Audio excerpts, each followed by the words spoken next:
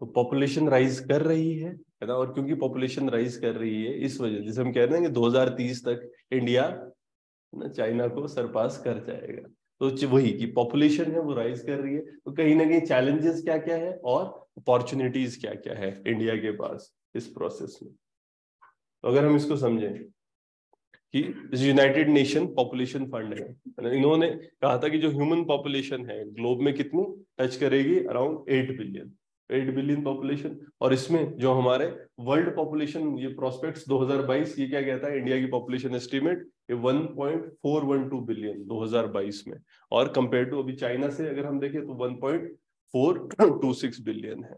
और हमको कहा जा रहा है अभी देखो हमारी पॉपुलेशन बढ़ रही है, ऐसा होता है एक पीक का कॉन्सेप्ट होता है। पीक का मतलब क्या है कि ओवरऑल पॉपुलेशन बढ़ती रहेगी। तो अभी क्या कहा जा रहा है कि 2048 तक हमारी पॉपुलेशन बढ़ रही है और 1.7 बिलियन पे ये पीक करेगी। जब ये 1.7 बिलियन हम हो जाएंगे उसके बाद हमारी पॉपुलेशन डिक्लाइन करने लग जाएगी। तो ये डिक्लाइन करते करते 1 बिलियन हमारे एंड ऑफ द सेंचुरी तक हो जाएगा। तो अभी 2048 पे पीक कर जाएंगे हम लोग, ठीक है। तो तब तक हमारा बढ़नी है पॉपुलेशन। देखो इवन दो हम रिप्लेसमेंट रेट्स पे आ रहे हैं फिर भी पॉपुलेशन क्यों बढ़ रही है, क्योंकि जो पिरामिड है मतलब ऐसे कहेंगे ना कि ओवरऑल जो बेस है पॉपुलेशन का वही ज्यादा है, यंग पॉपुलेशन ज्यादा है ना। तो इस वजह से अभी इवन दो हम 2.1 की बात कर रहे होते हैं हमारा फर्टिलिटी रेट, बट स्टिल है ना अभी पॉपुलेशन बढ़ती रहेगी। तो यूएन है, जैसे यूएन के हिसाब से हमारा कितना है फर्टिलिटी रेट, ये 2.1 बर्थ पर वुमेन। नॉर्मली वैसे तो 1 या 2 होता है, बट ऐसा ना कि ओवरऑल जब एक एवरेज निकालते हैं क्योंकि एवरेज 2.1 बच्चे एक मदर से हो रहे हैं, तो कुछ के ज्यादा हो जाएंगे कुछ के कम हो रहे हैं। और ये कहीं ना कहीं जैसे रिप्लेसमेंट लेवल की हम बात करते हैं ना, और धीरे धीरे फर्दर डिक्लाइन कर रहा है। अगर हम देखें as of 2022 more than half of the world population ये कहाँ रहती है, एशिया, चाइना और इंडिया। तो ये सबसे ज्यादा पॉपुलस कंट्रीज हमारी है। और यहाँ पर कितना 1.4 बिलियन, मोर देन 1.4 बिलियन रह रहे हैं चाइना में, इंडिया में हम देख रहे हैं। तो कहीं ना कहीं पॉपुलेशन बढ़ रही है। और अगर हम देखें पॉपुलेशन इंडिया की बढ़ रही है, इवन दो स्टेबलाइज कर रही है, बट स्टिल 0.7% पर ईयर ये बढ़ती जा रही है। और कुछ लोग कह रहे हैं कि सरपास हम 2023 में कर जाएंगे, और कुछ कहेंगे 30 तक हम वर्ल्ड पॉपुलस बन जाएंगे। तो अलग अलग जगहों पर ये रेफरेंसेस आ रहे हैं। तो इसका मतलब पॉपुलेशन बढ़ती जा रही है और ये एक मेजर इशू बन सकता है। तो देखो चैलेंजेस क्या है, मतलब पॉपुलेशन बढ़ी है ठीक है, दिक्कत कहाँ आ रही है। पहली बात तो पॉपुलेशन को स्टेबलाइज करने में क्या ये आसान है, स्पेसिफिकली कुछ ऐसी स्टेट्स में जहां पर फर्टिलिटी रेट ज्यादा है, जैसे बिहार है ना, बिहार, यूपी, हरियाणा। जैसे हम इंडिया की बात करते हैं ना, तो जो हमारा साउथ इंडिया है वो स्टेबलाइज हो चुका है, ठीक है, पॉपुलेशन वाइज। बट वो ये कि क्या नॉर्थ इंडिया स्टेबलाइज हुआ है अभी, ठीक है। स्पेसिफिकली बीमारू स्टेट्स जैसे हम कहते हैं, हरियाणा, मध्य प्रदेश, झारखंड, छत्तीसगढ़, इनकी फर्टिलिटी रेट अभी भी ज्यादा है, ठीक है। इस वजह तो यहाँ पर इसको रेगुलेट करना और ओवरऑल स्टेबलाइज करना, फिर इसमें कई बार वो रिलीजियस सेंटिमेंट्स जुड़ जाते हैं और फिर ये होता है कि नहीं ज्यादा करेंगे। तो इस मतलब ये कहीं ना कहीं पॉपुलेशन बढ़ाने का की फर्टिलिटी रेट वहां पर ज्यादा हो जाती है। तो क्वालिटी ऑफ लाइफ की अगर हम बात करें है ना कहीं ये चैलेंज होती है ना। अगर एक फैमिली में ज्यादा बच्चे हैं तो जो, और अगर उनकी परचेजिंग पावर कम है, तो जो quality of education, health care system है, ये चीज मिलना है ये कम होता रहता है, ठीक है। फूड चाहिए और इन जनरल इसको प्रोवाइड करने के लिए कंट्री का भी तो खर्चा होगा, है ना। फूड की जो रिक्वायरमेंट है और कैपेसिटी, जो बेसिक इंफ्रास्ट्रक्चर हमको चाहिए जैसे रोड्स है, ट्रांसपोर्ट, इलेक्ट्रिसिटी, सेवेज, तो ये सब को प्रोवाइड करना भी हर सिटीजन के लिए कंट्री को है ना मुश्किल हो रहा होता है। तो यस, पॉपुलेशन अगर ज्यादा बड़ी है तो वो एक इश्यू हो सकता है अगर वो प्रॉपरली मैनेज्ड ना हो। फिर हम डेमोग्राफिक डिविडेंड की बात करते हैं, है ना, कि demographic dividend can be a boon, but demographic dividend can be a disaster also. कहीं ये डेमोग्राफिक डिविडेंड डेमोग्राफिक डिजास्टर ना बन जाए, है ना। डेमोग्राफिक डिजास्टर क्यों बनेगा, जैसे हम बात करते हैं कि इंडिया, हमारी लिटरेसी बहुत कम है, ठीक है, स्किलिंग है ये कम है, ह्यूमन कैपिटल अगर हम देखें तो कहीं ना कहीं जो हम डेमोग्राफी की बात कर रहे हैं डेमोग्राफिक बर्डन भी बन सकता है हमारे लिए। और ऐसा क्यों हो सकता है, वही है ना, पॉपुलेशन ज्यादा है, ह्यूमन कैपिटल है हमारे पास, बट बर्डन कब हो जाएगा? अगर हम, जैसे इंडिया में अभी क्या हो रहा है, क्या एडिक्वेट जॉब्स प्रोवाइड हो रही है? जॉब्स नहीं है यूथ के लिए, और क्योंकि जब जॉब्स नहीं होती है तो फिर क्या इश्यूज बढ़ते हैं, है ना? ये वेली पॉपुलेशन ही तो है जो ये कम्युनलिज्म फैला रहे हैं, है ना, सड़कों पे घूम रहे हैं, रैलियों में इतनी भीड़ इकट्ठी हो रही है, यूथ है, ठीक है ना?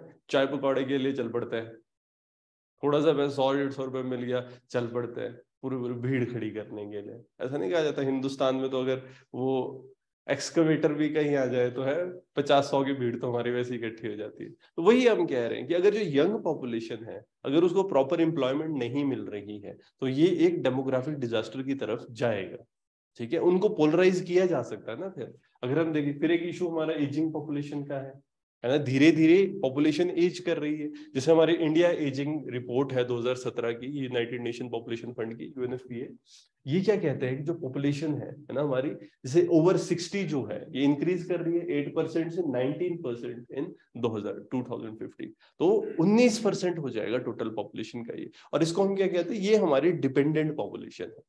60 साल से ऊपर लोग काम नहीं कर पा रहे हैं, है ना, तो वो डिपेंडेंट, 15 से छोटे 60 से बड़े, ये हमारी डिपेंडेंट पॉपुलेशन होती है। और कहीं ना कहीं एज बढ़ रही है अभी, तो जीरियाट्रिक केयर जो है ना, ये हमारे हेल्थ सेक्टर पे भी एक इम्पैक्ट रहेगा। तो जीरियाट्रिक केयर के लिए, जो जीरियाट्रिक केयर क्या होता है, बुजुर्गों के लिए जो चीजें होती है ना, तो ओल्ड एज में प्रॉब्लम्स आती है तो उसके लिए उनको हेल्प चाहिए, तो वो कहीं ना कहीं इकोनॉमी के ऊपर प्रेशर आएगा, तो वो हमको सेटल करना जरूरी है, इकोनॉमी उस हिसाब से चलानी है। इसके अलावा देखें, जो इनकम डिस्ट्रीब्यूशन है वो बहुत ज्यादा इनइक्विटेबल है। क्या सब लोग, हम बात करें इनइक्वालिटी, ये ज्यादा है, और जैसे जैसे पॉपुलेशन बढ़ती जाएगी ये इनइक्वालिटी बढ़ती जाएगी।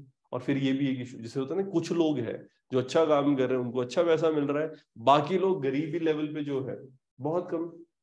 जैसे ऐसा कहा जाता है ना कि आपने देखा होगा, गांव में लोग भूखे नहीं सोते, लेकिन शहरों में लोग भूखे सो जाते हैं। स्लम्स है, मतलब इतने बुरे हाल भी होते हैं स्लम्स में कि इंसान भूखा सो रहा है।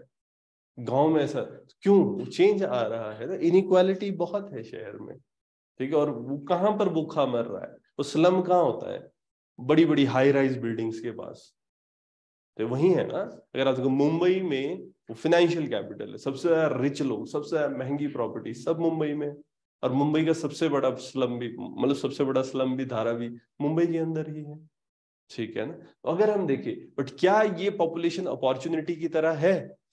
यस, ये अपॉर्चुनिटी की तरह भी हो सकता है। कहीं ना कहीं बहुत बड़ा ह्यूमन रिसोर्स पूल है ना।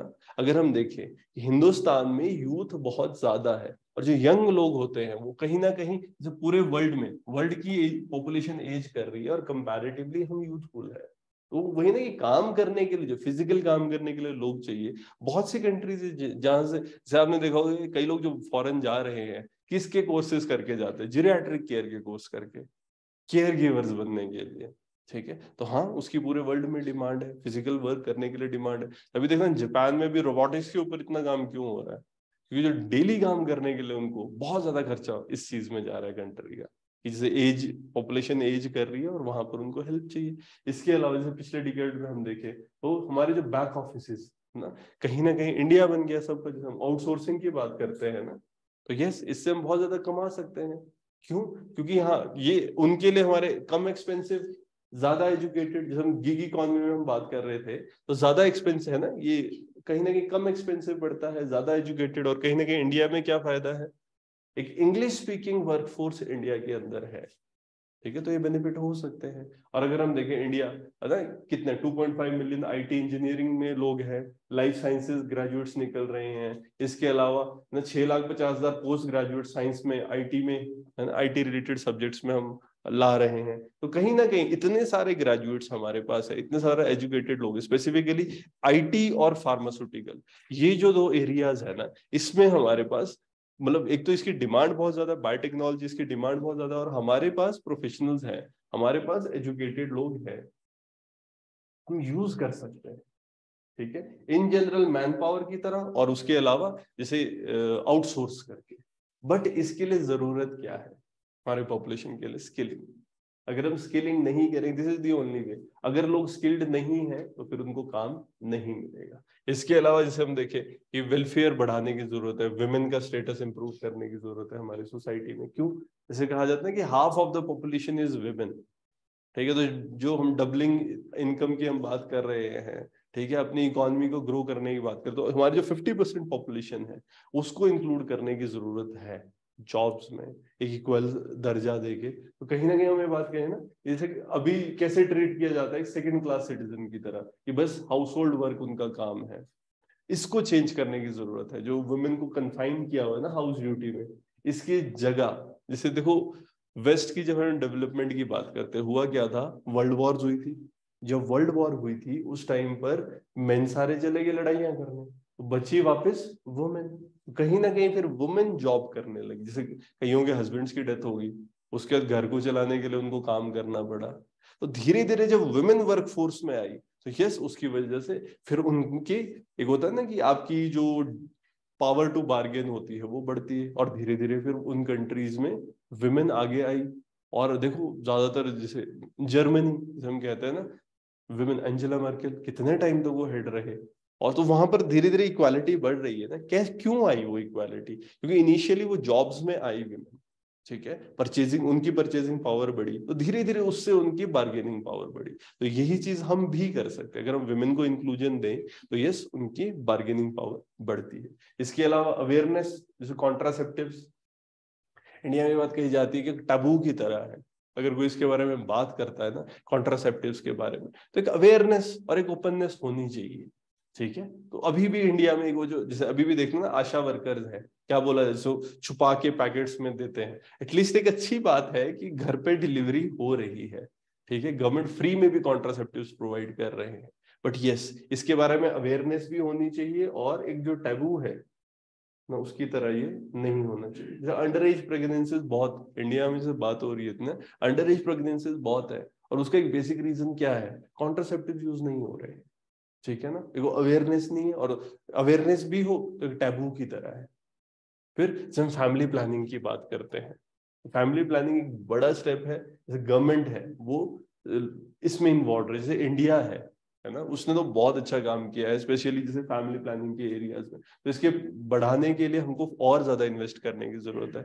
इसमें इस डेवलपमेंट है, फर्दर ह्यूमन कैपिटल है। अगर हम चाहते हैं पॉपुलेशन का अच्छा इन्वॉल्वमेंट हो, तो ह्यूमन कैपिटल पे इन्वेस्टमेंट बहुत ज्यादा जरूरी है। हेल्थ केयर पे इन्वेस्टमेंट जरूरी है, एजुकेशन पे इन्वेस्टमेंट जरूरी है, स्किलिंग, है ना, इस पे। जैसे भी आपने देखा भी होगा, जैसे हेल्थ में हम क्या कर रहे हैं, अब एक प्रोएक्टिव अप्रोच, पहले रिएक्टिव अप्रोच थी। रिएक्टिव अप्रोच कैसे, आदमी बीमार हो रहा है तो उसको ठीक करो, हेल्थ के लिए खर्चा करो। अब धीरे धीरे चेंज क्या आ रहा है, अब हम ये बात करते हैं जैसे खेलो इंडिया। खेलो इंडिया क्या है कि पहले से ही थोड़ा फिट रहो, नॉन कम्युनिकेबल जो डिजीजेज है उनके लिए बातें हो रही है। इसके अलावा अपॉर्चुनिटीज है प्रोडक्टिव एम्प्लॉयमेंट देने के लिए, डिसेंट वर्क देने के लिए, ये जरूरी है। जैसे हम गिग एम्प्लॉयमेंट की ही बात करते हैं, तो ये बढ़ाने की जरूरत है ना। तो इन सब एरियाज पे अगर हम काम करें, तो वही जब हम बात कर रहे होते हैं कि पॉपुलेशन है ना, एक डेमोग्राफिक डिविडेंड है, कहीं ये डेमोग्राफिक डिजास्टर ना बन जाए, इसके लिए इंडिया को काम करने की जरूरत है। और बहुत कंट्रीज ने अच्छा काम भी किया है। जैसे हम जापान की बात करते हैं ना, आप एक चीज देखो, जापान ने टेक्नोलॉजी का यूज, जैसे ये बात कही जाती है कि जिसना ओवर पॉपुलेशन जो है, ये क्या बून है या कर्स है। जापान को देखो, छोटे से तो आइलैंड्स हैं, उन्होंने उसको इस तरीके से डेवलप किया, स्पेस का यूज इस तरीके से किया, टेक्नोलॉजी का यूज इस तरीके से किया। यस देखो उससे रिसोर्सेज बढ़ते हैं। जैसे हम अगर बात करें कि अगर ग्रीन रेवोल्यूशन नहीं हुआ होता, हमको लगता है कि इतने लोगों का हम भरण पोषण कर सकते, समझ रहे हो, फूड सिक्योरिटी ला पाते। और धीरे धीरे देखो चीजें बढ़ रही, हाइड्रोपोनिक्स है, पानी में अगर उगा रहे हैं, देखो ना एक एक बिल्डिंग के अंदर अब करोड़ों का खाना उगने लगा है, वो कर रहे हैं काम विद टेक्नोलॉजी, है ना, चीजें रेगुलेट हो सकती है। तो ये कहीं ना कहीं एक बून की तरह हो सकता है।